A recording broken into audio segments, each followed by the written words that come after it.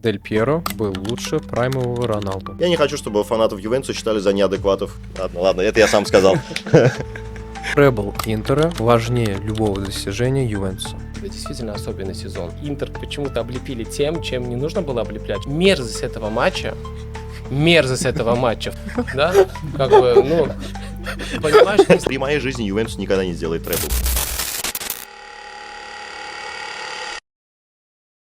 Приветствую, дорогие зрители, вы на подкасте Ванзела. Меня зовут Баширов Хатем. Рубрика «Согласен, не согласен». Интересный выпуск, так как мы позвали двух самых главных соперников в Италии, так называемый Ил Классико, фанаты Ювентуса и фанаты Интера. Орхан Агамид. Орхана, я думаю, вы уже все знаете, звезда нашего подкаста. Орхан, привет. Как очень дела? Громко сказано, конечно. Привет, Хатем. Очень рад, что позвали меня еще раз. Привет, Гамид. Удачи тебе на выпуске. Гамид, здравствуй. Как Здравствуй, поживаешь? Хатем. Очень приятно с тобой познакомиться. Спасибо. Как Приятно давно за очень. Интер болеешь, кстати? Я болею уже, мне 34 года, я болею 26 лет. И это была любовь с первого взгляда, потому что первый матч Интера я увидел в 98 году. Это был групповой этап Лиги Чемпионов против Реал Мадрида, где все самые кошерные игроки тогда вышли на поле. Тот сезон Интер провел на самом деле не очень здорово, но именно эту игру Интер провел на невероятном уровне. И до сих пор я считаю, что это матч, лучший матч, который я когда-либо видел в исполнении Интера. И обязательно раз в год я должен посмотреть эту игру, чтобы вернуть эти ностальгические чувства, которыми я очень дорожу. Очень интересно. А мы начинаем. Интер Инзаги более доминантная команда, чем Ювентус Аллегри. Если мы берем Массимилиано Аллегри и Симеона Инзаги, их объединяет одна общая черта. Они оба работали аккурат после того, как там успел поработать Антонио Конте. И в обоих случаях эти тренеры приглашались для того, чтобы не испортить то, что сделал Антонио Конте, потому что Антонио Конте действительно провел невероятную работу. Он реанимировал эти команды, по сути, вытащил их из стадии глубокой стагнации. Если мы берем фигуру именно Симона Инзаги, то он действительно не стал ничего ломать. Он, по сути, эту систему модернизировал, проапгрейдил, да, если выражаться более современным языком, и вывел эту систему в некий абсолют. И в этой роли он стал восприниматься как этакий новатор новых идей. Неудивительно, что даже такой человек, как Вадим Лукомский, которого наверняка каждый из вас один раз хотя бы послушал, назвал этот футбол футболом будущего. Потому что это действительно так. Привычные позиции перестали быть привычными. Если раньше защитники бежали вперед для того, чтобы создать количественное превосходство, то при Симоне Инзаги это превратилось в качественное преимущество. И это уже априори делает футбол Инзаги более доминирующим, чем футбол Аллегри. Если мы берем фигуру Аллегри, то я думаю, что даже самый ярый фанат не будет говорить о том, что этот футбол был более доминирующим. Если фанат Ювентуса захочет это как-то мне доказать, то он, безусловно, покажет итоговую турнирную таблицу. Да, безусловно, здесь у меня каких-то аргументов не будет, но я не думаю, что игра Ювентуса была настолько сильна. Скорее всего, 19 команд чемпионата не дотягивали до этого уровня. Некоторые по причине класса, некоторые по причине того, что они сами себе уступали.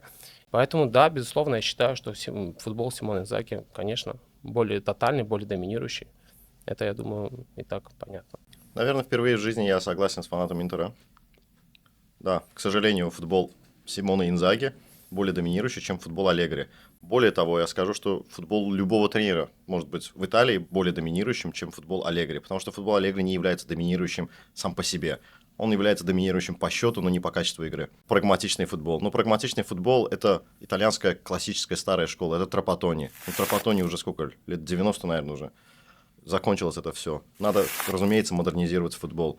Я согласен с тем, что Конте революционер в обеих командах. Он показывал шикарный, объективно, да, будем говорить, классный футбол. Симоне Инзаги даже лучший тренер, я бы сказал, чем Конте, потому что он смог на европейской арене достичь того, чего Конте не смог достичь за много лет в обоих клубах.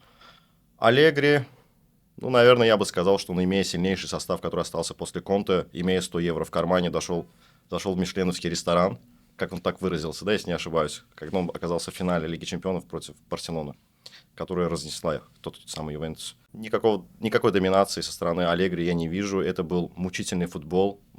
Объективно, все фанаты Ювентуса знают, что да, мы болели за это, но это очень плохой вариант Марчелло Липпи. хуже такого футбола не может быть. Мы были рады приходу Сарри, мы были рады приходу Пирло, что какой-то яркий такой футбол. Да, Ювентус проигрывал, но мы, по крайней мере, как-то ярко играли. Мы рады даже приходу Мотты. Еще одна ремарка насчет революционности футбола Симона Инзаги.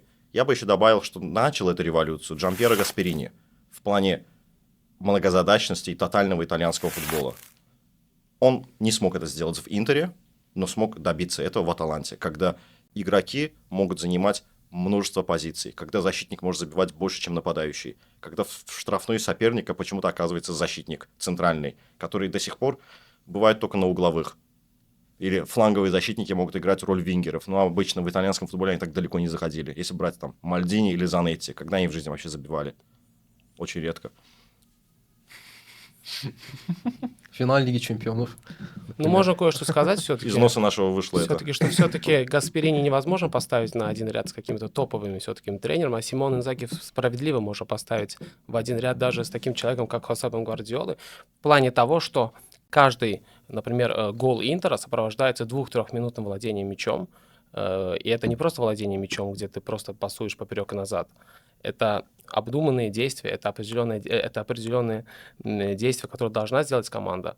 То есть, и самое главное, плюс Симона Инзаги в том, что он не зависит от каких-то внешних факторов, в отличие, например, от того же Гвардиолы, для которого, например, отсутствие условного Хави и Иньеста уже могло пошатнуть его систему. Или Родри. Да, или Родри, совершенно верно. А для Симона Инзаги отсутствие, скажем, условного Хакана Чалханоглу или Никола Барелла не превращается в катастрофу. То есть любой игрок, который может выйти, он абсолютно взаимозаменяем в том плане, что игра не рушится. То есть в этом уже чувствуется не то, чтобы какая-то системность или доминация, это уже какая-то уже, наверное, можно назвать ее философией. Ювентус, несмотря на все свои спады, до сих пор является самым успешным клубом Италии. 3, 2. Не посмотри. Я послушаю вначале тебя, Ну, потом буду отвечать. видишь вот это? Дорогой мой, вот здесь видишь 2 звезды, а вот здесь ведь видишь 3 звезды. Вот здесь вот такие 3 звездочки. Слушай, мы не в казарме, чтобы показывать звезды, чтобы это как-то, да, понимаешь, это... А чем определяется количество титулов? Звездочками, Давай ты да? ответь, потом я скажу. Ну, я сказал, звездочки. Это весь ответ? Да. Окей, хорошо. Знаете, я в этом вопросе вообще не хочу выступать в роли фаната Интера, я в этом вопросе хочу выступить как болельщик чемпионата Италии. Потому что вот я слушал ваш предыдущий подкаст с болельщиком Милана, у меня накопилось очень много вопросов по поводу того, что вы Интер почему-то облепили тем, чем не нужно было облеплять, что это какая-то там третья команда. Интер не был лучше. Не, он не был лучше. Все мы знаем, что он никогда не был лучше, не будет лучше. Он как всегда был третьим клубом, он всегда останется третьим клубом Италии. Которая всю жизнь кому-то завидовала и так далее, что вот этот Кальчиополи был нужен только им, мы знаем, откуда они произошли. Вот эти все фразы как-то меня расстроило, потому что Италия настолько поражена вот этой борьбой Ювентуса, Милана и Интер, что кого-то убрать из этого списка, это будет неправильно. Мы видели, что происходило в Италии, когда Ювентус доминировал в чемпионате Италии. Что происходило? Финалы Лиги Чемпионов, где Ювентус играл против Реала и Барселоны, не показал не слабость Ювентуса перед Реалом или Барселоной, он показал слабость чемпионата Италии перед чемпионатом Испании. То есть было полное ощущение, что играют команды из разных весовых категорий. Что произошло потом, когда Ювентус сместился со своего этого пьедестала, стал чемпионом Интер, потом стал чемпионом Милан, потом Наполи, потом снова Интер, ну и так далее. И что произошло в этот период? Обратите внимание, во всех ведущих клубных турнирах играют итальянские клубы. Некоторые даже эти турниры выигрывают. В финалах, я имею в виду. Аталанта выиграла Байер Ливеркузен, Интер играл с Манчестер Сити. И уже эта разница между Интером и Манчестер Сити, командой из лучшей лиги мира, этой разницы уже не было. Она была сведена практически к нулю. Поэтому, когда я говорю про то, что 3 эти команды именно важны для чемпионата, и кого-то убирать, Ювентусу нужен сильный Интер, чтобы доминировать, и Милану нужен сильный Интер, чтобы доминировать. Если твой соперник Аталанта или Рома или Наполи, который к 15-му туру уже складывает все свои полномочия, и уже понятно, кто станет чемпионом, это не доминация. Я, с одной стороны, согласен с тобой, но вопрос заключался в том, какая команда самая успешная. Де-факто самая успешная команда – это Ювентус. В Италии 3 успешные команды, и Нет. они определяют статус чемпионата Италии. Нет, В успех любом команды случае. определяется титулами. Не только. Ну, а чем еще? Ну, топовость надо тоже как-то напитать, понимаешь? Ну, топовость достигается за счет титулов. Окей, Интер самая поздняя пташка все-таки, это тоже учитывай. Не намного более позднее. Ну, в любом случае. Ну, допустим, на 10 лет более позднее. Я понимаю, но все-таки, понимаешь, в условиях итальянского чемпионата Интер, Ювентус и Милан это априори доминантные команды, априори титулованные команды, и в условиях Италии это естественные враги. Ты понимаешь, это как воспринимать Бэтмена без Джокера, да? То есть кому нужен Бэтмен, его добро, если нету зла Джокера, понимаешь? Ну, Ты говорил про прошлый наш выпуск Да. касательно Милана и Ювентуса. абсолютно. Ты верно. знаешь, Ювентус 2 раза выкидывали, раз в конце 70-х годов, По заслугам. в конце 70-х Кальчополе, недавно, ну, как минимум 3 раза там снимали очки в серию Б и все такое. Милан несколько раз кидали в серию Б, А Интер единственная команда, которая не вылетала в серию Б, и в этом ее уже доминация. которая Вот этими зачинала командами. все это. Ты говоришь, что Ювентусу нужен Интер. Да, Ювентус не начинал против Интера никаких судебных дел. И Милан не начинал. А вот Интер начинал против Ювентуса судебное дело. Поэтому, прежде всего, это была личная месть Моратти, который не думал о будущем итальянского футбола. Ну, про это мы поговорим в следующем вопросе. Этот вопрос мы можем там обсудить. Но я просто хочу сказать про Массимо Моратти. Это все-таки в первую очередь не президент, а фанат. И когда он это дело затевал, он, конечно, хотел футбол очистить от этой грязи. Все-таки я понимаю, что любая топовая команда обладает какой-то благосклонностью судей, но когда это начинает рушить футбол уже изнутри, нельзя сказать, что Моратти, конечно, сделал хороший чемпионат Италии. Это была, скорее всего, медвежья услуга, но в любом случае он очистил это дело. Как и заключался вопрос еще раз? Ювентус более Ювентус не титулованная команда. Нет, более титулованные, да? Да. Ну все, более титулованные. Более Ну окей, титул- давай самый- просто Википедию вытащим и скажем, что Ювентус вот и более всё. титулованный. Нет, Вопрос заключался в том, что сам Ювентус, несмотря на последние несколько лет, остается самым успешным клубом. Успешным. Да. Ну, успех, я лично считаю, давайте определим для начала, дадим определение слова «успех», для того, чтобы мы все трое понимали, что мы говорим об одном и том же. Успех я определяю лично титулами. Я не знаю, чем ты определяешь успех команды. Успех любого чемпионата в том, что Не чемпионата.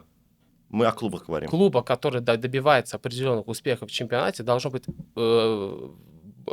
в определенной борьбе все-таки как-никак. Но когда Ювентус выигрывал эти 9 чемпионатов подряд, в чемпионате Италии 9 раз выиграть подряд, имея фактор Милана и Интера, это тоже немножко странно же, Аурхан, но согласись, это же просто была слабость Интера и Милана, за счет которого Ювентус и напитал все эти чемпионства. Ну, у вас тоже было сколько там подряд? Короткий период. Это был короткий период. Сколько подряд было? Ну, 3. Подряд у Интера 3 было чемпионство? Ну, если По-моему, не чуть брать больше было. 0,5-0,6, там, да, с 2006 по 2009, да, это был Еще немного добавь. ну, 0,5-0,6, но это, как вы называете, салфеточное скудетто или какое-то бумажное. Сколько там этих эпитетов в сторону Интера? Кстати, я это никогда не говорил. Если вы также хотите приобрести ретро-формы и формы этого сезона, то покупайте склад АС, это наши партнеры, которые уже много лет предоставляют качественные формы. Ссылочки будут в описании. Праймовый Дель Пьеро был лучше праймового Роналду. Зубастик. Это эмоциональный выбор у меня, скорее всего. Это у обоих эмоциональный. Давай Да. определим, что такое лучше. Как определяется лучше в Меня команде? одно вот в Дель Пьеро очень смущает, в том, что, ну, во-первых, даже если его взять карьеру в Ювентусе, безусловно, это важная часть истории Ювентуса, но все-таки был сезон 96-97, где Дель Пьеро практически не выходил на поле, он выходил в основном со скамейки запасных, и даже в этом случае Ювентус свой титул выиграл. Я не пытаюсь сказать о том, что Дель Пьеро не важен был для Ювентуса, но Ювентус вполне мог выигрывать свои скудетто без Дель Пьеро. И даже дело не в этом. Дело в том, что, скажем так, великого футболиста все-таки отличает не только уровень его достижений, там, титулов и так далее. Все-таки там должен присутствовать вопрос ответственности. Когда мы говорим про Роналду, у нас перед глазами не только его золотые мячи там, или титул чемпиона мира. Все-таки был 98 год. А Финал. больше у него ничего нет. М? А больше у него ничего нет. Я согласен, что у него мало титулов командных, гораздо больше индивидуальных титулов. В этом я здесь спорить не буду. Но вопрос ответственности для великого футболиста, он тоже должен быть, как-никак. Когда мы говорим про Роналду, вот есть, например, финал чемпионата мира 98 года, где, когда люди увидели, что Роналда нету в заявке, уже вся Бразилия начинает подписываться под собственным поражением, и вдруг его ставят все-таки в стартовый состав, и сборная Бразилии надеется, что хотя бы этот человек покажет 20% своей возможности, а он не показал даже одного, и это была его личная ответственность. Когда мы говорим про Алессандро Дель Пьеро, тут нет вопроса ответственности. Если мы будем... Во-первых, я не могу про него говорить как игрока сборной Италии, потому что этого фактора практически не было. 2006 гол в ворота Германии. Печать. Один гол в ворота Германии, но все-таки фактор Тотти в любом случае всегда был выше, чем фактор Дель Пьеро. Согласен.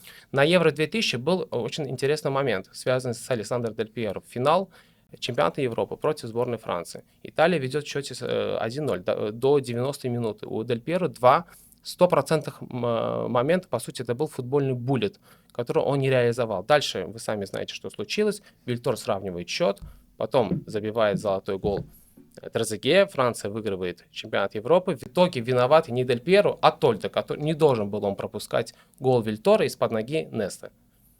Ну, давай тогда Вопрос поговорим. ответственности к Дель Пьеро никогда почему-то не относился. Ты говоришь о сборных. Да. А давай теперь поговорим о клубах. Ну, здесь я игрок буду делает разницу. здесь я буду в проигрышном положении, потому что прайм Роналдо в Интере вообще был очень короткий. Ну, Сам по себе. Давай мы обсуждаем прайм обоих. Это сезон, наверное, 98-го года. 97-98. 97-98, где, кстати, лучшим бомбардиром, если не ошибаюсь, был Оливер Бирхоф. В итоге. Возможно. 28 мячей он забил. Про него все забили, разумеется. Все забыли и забили. Мы обсуждаем двух великих футболистов. Один был успешен в своем клубе, а один был скорее более успешен в своей сборной. Да, 98 и 2002 – это неотъемлемая часть сборной Бразилии и самая мощная часть сборной Бразилии – это фактор Роналдо. Но в Ювентусе сезонов 97, 98, 99 прайм Ювентуса все-таки состоял из игры Дель Пьеро. И вот здесь, ну, разумеется, коса на камень нашла между нами двумя. Если мы берем праймовый один сезон, 97-98, то оба приблизительно забили 100 гол плюс ассист, у них приблизительно Паша, можно одинаково вопрос? получается. Дель Пьеро был ментально важным футболистом для Ювентуса? Да. Вот настолько ментально важным, как Роналдо, который действительно подстегивал своей игрой партнеров играть даже выше своих возможностей. В Ювентусе это наблюдалось? Он стал ментально важным после травмы, если говорить уже об этом. После травмы, когда он понял, что он уже не так быстр, и он отошел уже назад, получил капитанскую повязку, ментально он стал важен. В 2006 году он максимально окреп. Это разные футболисты. К 2006 году Роналдо кончился, а Дель Пьеро только начался. Второй раз начался, можно сказать. Получил капитанскую повязку в Ювентусе, и, грубо говоря, это он в одиночку и возродил его. Требл Интера важнее любого достижения Ювентуса.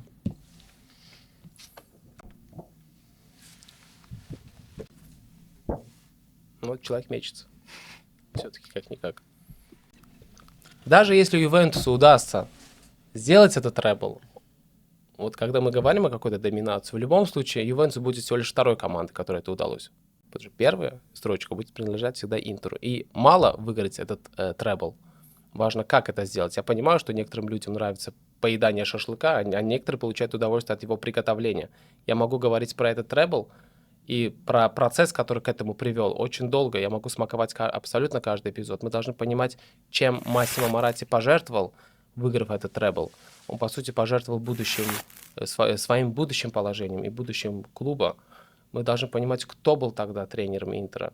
Я понимаю, для современного поколения Жозе Мауриньо это, скорее всего, неудачник, который провалился в Тоттенхэме и в Роме. Но если вы до сих пор сомневаетесь, что он особенный, посмотрите его последний сезон в Интере. Это действительно особенный сезон. И это не просто история про победу Интера, не просто история, где Интер выиграл Баварию, Интер выиграл там чемпионат Италии или Кубок Италии. Это история становления команды. То, как команда крепла от матча к матчу. Вот что делает этот требл особенно вкусным, наверное, для фанатов Интера. И я не думаю, что какая-то команда может вот похвастаться именно вот таким путем, которая привела в итоге к победе. Я и согласен, и не согласен с данным заявлением. Да, фактически требл Интера – это историческое событие, но я никогда не считал сам фактор требла чем-то из ряда вон выходящим вау. Да, это В статистику ты можешь это, конечно, поставить, ты можешь себе в CV написать. Сделал требл, грубо говоря. Жозе Мауриньо сделал требл. Да, у Реала никогда не было требла. Делает ли это Реал менее значимым, менее великой командой? Нет, безусловно. Нет, не делает. Поэтому, чисто статистически, да, я уверен, что я уже бросил все надежды. При моей жизни Ювентус никогда не сделает требл. Может быть, Понимаешь, после вот моей эта жизни сделает. жертвенность, которая была в том сезоне, да, понимаешь, вот в том сезоне Златан Ибрагимович покидает Интер в своем прайме, да, по сути, приходит вместо него Самуэль Этоо, казалось бы, да, двукратный обладатель Лиги Чемпионов, казалось бы, он мог бы просто прийти в команду и сказать, я буду основным форвардом, но Жозе Мауриньо его убеждает играть вторым форвардом, первого делает Диего Милито, который даже в условиях Аргентины не играл никогда в топовых командах. Эта работа была тренера. И то, как Самуэль Этоо изменился, по сути, Жозе Мауриньо его поставил на фланг полузащиты, чтобы тот отпакивал. И ему уже было на тот момент где-то 30 с лишним лет, а учитывая то, что он африканец, иди разберись, сколько ему на самом деле было лет, да, как бы, ну, понимаешь, что самое удивительное, Самуэль Этоо на эту роль согласился и был гармоничен в этой позиции. И так можно говорить про Съел свое абсолютно... эго, я бы сказал, Да, проглотил и свое он был эго. в этой роли гармоничен, и абсолютно каждый игрок был в этой роли гармоничен. Давай так, мы не будем отклоняться на тему разбора игроков. Мы давай Да. возьмем сам фактор этого требла. Сам фактор, именно как это было сделано, понимаешь? Вот сам фактор, как это было сделано. Это великая победа, я Это согласен. величайшая победа была, по сути. По сути, это было началом и концом для этой команды. Это делает же эту историю немного такой сакральной. Да, но с другой стороны, мы можем взять Ювентус 96 года, который выиграл у Аякса. Или же мы можем взять Милан, который был... Но это было начало конца Нет, для мы Ювентуса. имеем в Для виду Интера это было начало значимость конца. в мировой понимаешь? арене. Эти победы, которые перечислил я, того же Ювентуса, того же Милана в Лиге Чемпионов, они настолько же значимые. Фактически просто Интер взял на один кубок просто больше. Он взял Кубок Италии относительно них в тот Ну, год. там еще Суперкубок и клубный чемпионат, кстати. Так что это пента, а не триплет даже. Там не Гекса было? Нет, ну там пента. Не секстюбль там был? да? Ну 5 трофеев. Опять там было, да? Больше, по-моему, только у Баварии было, да? Септюбль? Возможно. Секстюбль Возможно. Ханси Флика. Я согласен. С европейской, с мировой точки зрения, да, Интер тогда взял все. Но делает ли это вот все, вот это клубный чемпионат мира, это все, ну, тогда. Ну это бонус просто. Это просто бонус. Это бонус. Поэтому я и согласен, и не согласен. Да, Ювентус этого никогда не достигал, но и у Ювентуса тоже были значимые победы в Лиге Чемпионов.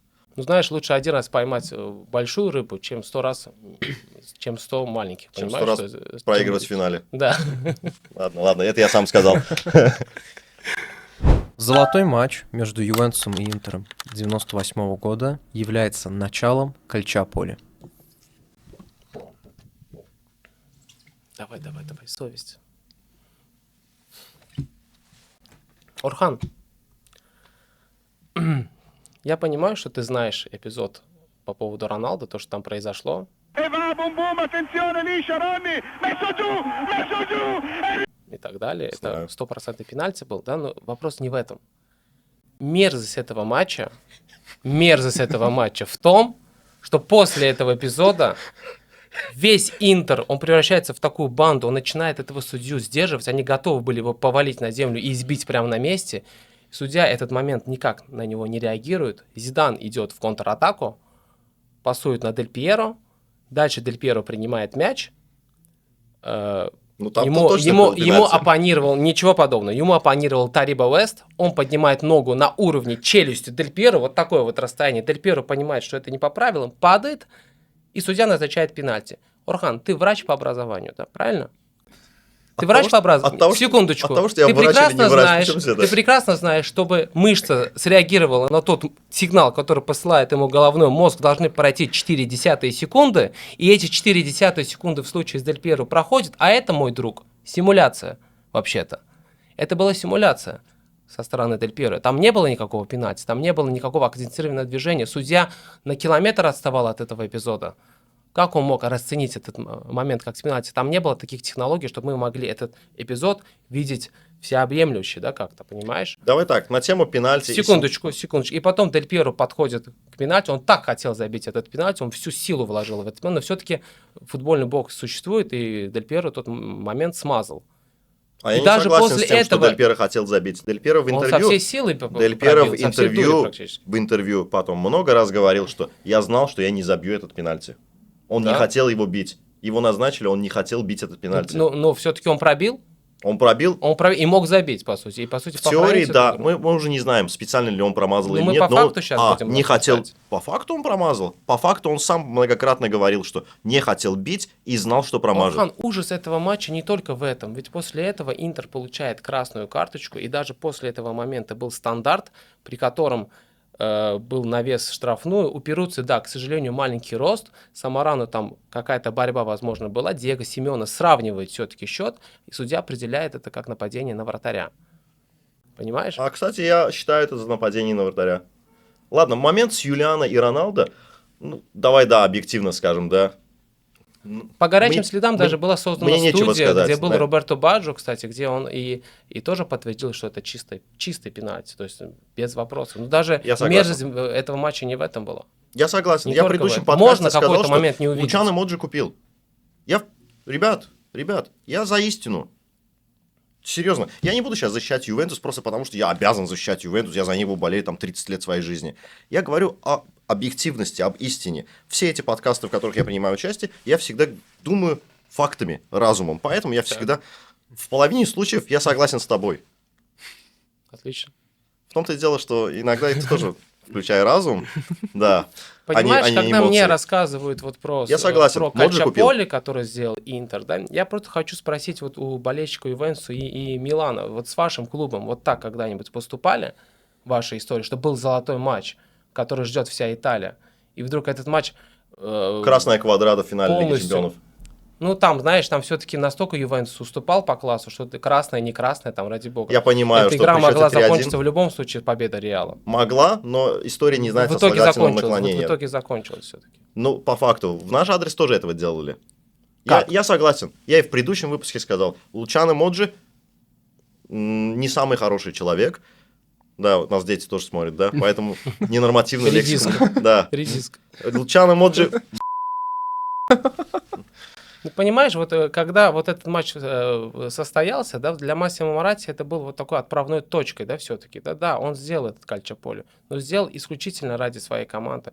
То есть в том плане, чтобы не только его команда, естественно, вообще в целом чемпионат был очищен вот от этой грязи. Потому что то, что произошло вот в том матче конкретном, в 97-98 году, понятно, что Ювентус убрали в серию Б не по итогам этой игры, да, то есть мы это понимаем. Но в любом случае это была какой-то отправной точкой. Я хочу вот что сказать. Мне вот интересен момент по поводу Кальчаполи.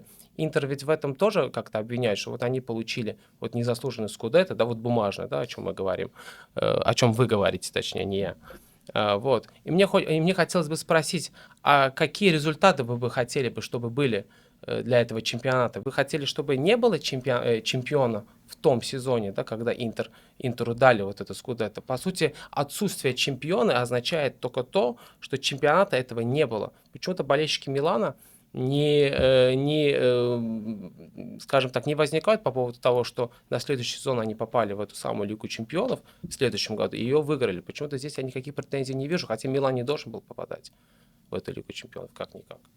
Я считаю, что скудетто надо было отменить просто. То есть Отмена скудетто означает отмена чемпионата. Соответственно, Милан, например, не должен был попадать в Лигу Чемпионов. Например, да. Давай так, мы не будем путать европейскую арену с внутренней ареной. Минус 8 очков не позволяло бы Милану попасть в Лигу Чемпионов. Ну и кого ты отправишь?